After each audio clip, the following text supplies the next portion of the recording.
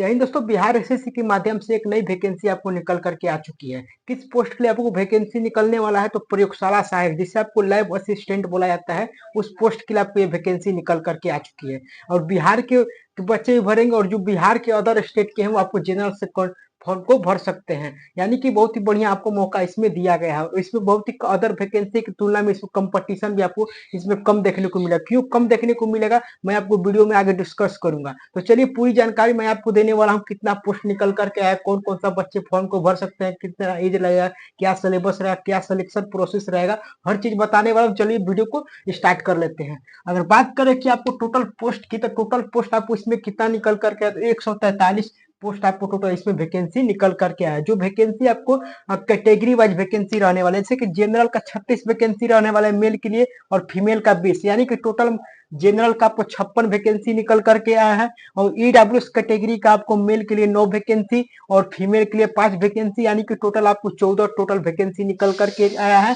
और बीसी की अगर बात करें तो मेल के लिए 12 और फीमेल के लिए 6, यानी कि टोटल वैकेंसी आपको बीसी वालों के 18 वैकेंसी निकल करके आ चुका है। और ईबीसी की बात करें तो मेल के लिए आपको 18 वैकेंसी और फीमेल के लिए 9, यानी कि टोटल आपको 27। और एससी कैटेगरी की अगर बात करें तो मेल के लिए 14 और फीमेल के लिए आप 8, यानी कि आपको टोटल 22 वैकेंसी निकल करके आया है। और एसटी की बात करें तो आपको मेल के लिए 1, यानी कि टोटल आपको 1 वैकेंसी निकल करके यहाँ पे आया, यानी कि एक कैटेगरी वाइज आपको वैकेंसी रहने वाला है। और बीसी फीमेल का अलग से आपको 5 वैकेंसी निकल करके आया, यानी कि टोटल आपको सभी को मिला करके 143 आपको टोटल पोस्ट इसमें वैकेंसी निकल करके आया है। जिसमें आपको भैया पोस्ट का क्या नाम रहने वाला है, तो प्रयोगशाला सहायक, यानी कि जैसे आपको लैब असिस्टेंट बोला जाता है, जिसमें आपको लैब में आपको काम करना पड़ेगा, यानी कि बहुत फर्स्ट क्लास आपको यहाँ पे जॉब रहने वाला है। इसे दौड़ धूप वाला काम नहीं है, बहुत ही बढ़िया आपको काम रहने वाला है ये वाला। अगर से अप्लाई डेट की बात करें तो 15 मई से स्टार्ट है इसका फॉर्म भराना और 14 जून 2025 इसका लास्ट डेट होने वाला है। क्लियर है। अगर सिर्फ फी की बात करें कि भैया फॉर्म भरने में फी कितना लगेगा, तो यदि आप जनरल से हैं, ईबीसी से हैं, बीसी से हैं, ईडब्ल्यूएस से हैं या फिर अदर स्टेट के बच्चे अगर हैं तो आपको 540 रुपया लगेगा। बाकी यदि आप एससी कैटेगरी, एससी से हैं, एसटी से हैं, बाकी दिव्यांग है, फीमेल है, तो आपको 135 रुपये यहाँ पे फॉर्म फीस लगेगा। क्लियर है।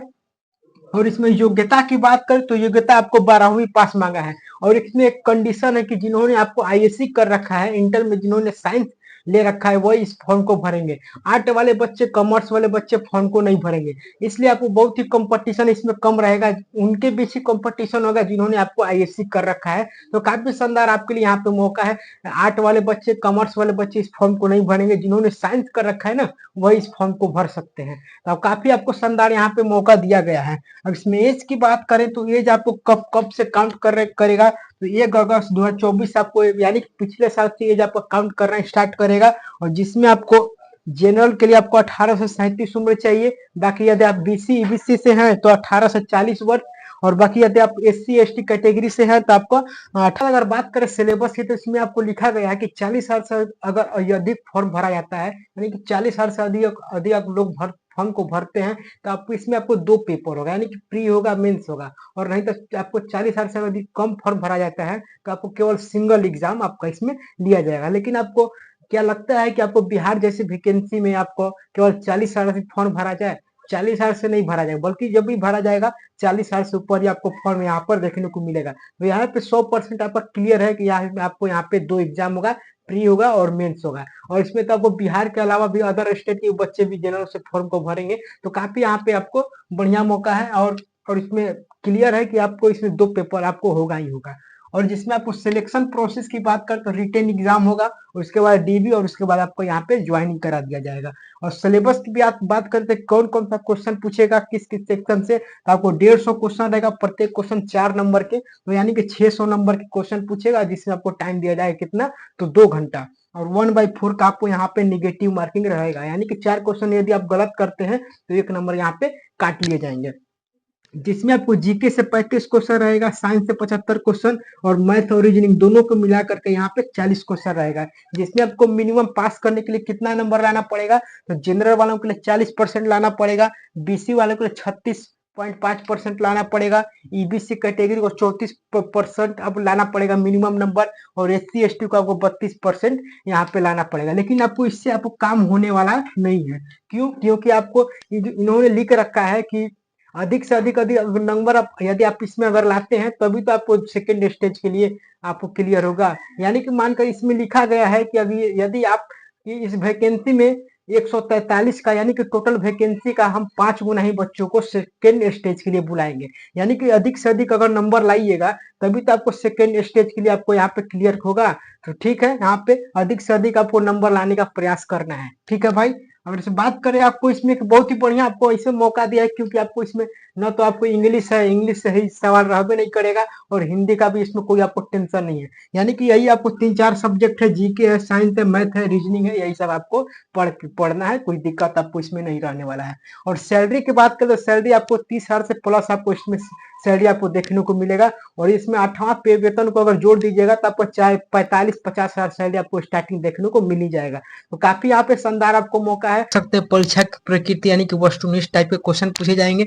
और यहाँ पे आपको लिखा गया है कि बिहार कर्मचारी चयन आयोग परीक्षा संचालन नियमावली 2010 के आलोक पे 40,000 से अगर आप आवेदन प्राप्त होने पर प्रारंभिक परीक्षा यानी केवल सिंगल आप एग्जाम यहाँ पे आयोजित किए जाएंगे, और अधिक आवेदन प्राप्त होने पर प्रारंभिक परीक्षा में अधिक चरणों में आपका आयोजित की जाएगा। यानी कि 2-3 पे आपको एक से अधिक आपको यहाँ पे पेपर हुआ 40,000 से अधिक अगर पे फॉर्म अप्लाई होता है तो यही आपका लिखा गया है यहाँ पर। बाकी यहाँ पे देख सकते हैं कि आपको कौन कौन सा सेक्शन से कितना कितना क्वेश्चन पूछेगा। तो सामान्य अध्ययन से आपको 35 क्वेश्चन, विज्ञान से आपको 75 क्वेश्चन, और मैथ और रीजनिंग दोनों को मिला करके यहाँ पे 40 क्वेश्चन यहाँ पे रहने वाला। बाकी आपका टॉपिक पढ़ सकते हैं, किस किस टॉपिक को आपको ज्यादा से ज्यादा कवर करना है। तो सामान्य अध्ययन से आपको ये सब टॉपिक पढ़ सकते हैं। बाकी आपको समसामयिक विषय यानी कि आपका जीएस का आप सब पढ़ सकते हैं। देखिए आपको वैज्ञानिक प्रगति, राष्ट्रीय अंतर्राष्ट्रीय पुरस्कार, भारतीय भाषाएं, पुस्तक लिपि, राजधानी, मुद्रा, खेलकूद, महत्वपूर्ण घटना, ये सब आपको पढ़ लेना है। और बाकी उसके बाद बात करें कि भारत और उसके पड़ोसी देश भी आपको यहाँ पे सब टॉपिक वाइज दिया होगा, ये सब आपको कवर कर लेना है। आपको विज्ञान में यहाँ पे देख सकते हैं 10th +2 यानी कि 12th लेवल का यहाँ पे साइंस पूछाएगा। और उसके बाद आपको बात करें कि आपको मैथ से आपको कौन कौन सा सब्जेक्ट को कवर कर लेना है, तो आपको देख लीजिए यहाँ पे पूर्ण संख्याओं का विकरण, दशमलव, फ्रैक्शन, आपको ये सब पढ़ लेना है। संबंध, मूल वर्ग, ये सब प्रतिशत पढ़ना है। अनुपात, समानुपात, औसत, ब्याज एवं सबलाभ, हानि, ये सब आपको टॉपिक देख लेना है। और उसके बाद आपको रीजनिंग में ये सब सारे कवर आपको कर लेना है। यहाँ पे दिया सजिशता, सामान्यता, भिन्नता, स्थान, कल्पना, समझता, ये सब आपको विभेद, अवलोकन, ये सब आपको कर लेना है। उसके बाद तर्क सहित अंकगणित, ये सब आपका कवर यहाँ पे कर लेना है। और कूट लेखन भी, आपको कूट व्याख्या, ये सब आपको टॉपिक यहाँ पे कवर कर लेना है एग्जाम के समय।